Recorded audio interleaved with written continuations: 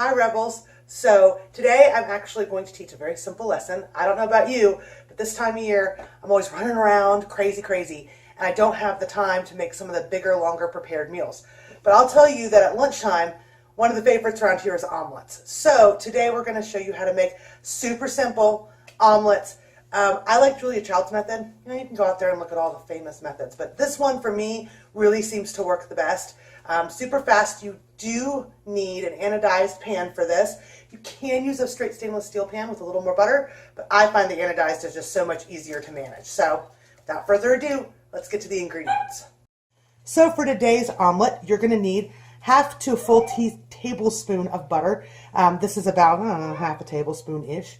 These are some sauteed onions. I'm going to do a cheese and onion omelet. You can do other fillings, obviously, and I'll show you how to incorporate those as we go.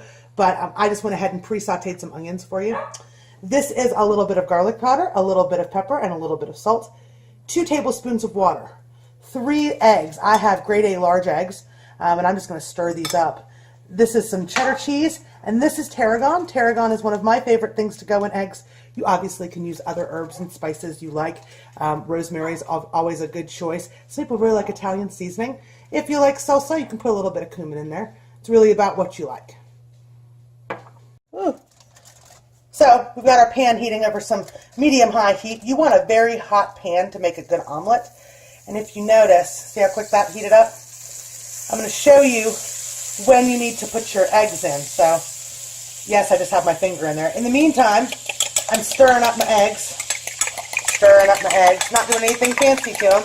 And I'm just going to add this 2 tablespoons of water to my eggs and stir them up. Now, watch your butter. See how it's nice and foamy? As soon as that foam begins to shrink is when we want to put in our ingredients, right? So you see how it's nice and big? And we're going to start to shrink down in a second here. You see how it's starting to just recede in just very slightly? Now it's time to go ahead and put in our onions. I like a lot of onions. Personal preference. Kind of my thing. Now, you can, in fact, saute your ingredients at this step. You don't have to pre-saute them. Mushrooms, ham, bacon, any kind of veggie you want. You know, and you just want to get them in this hot butter. Now, here are my well-stirred eggs.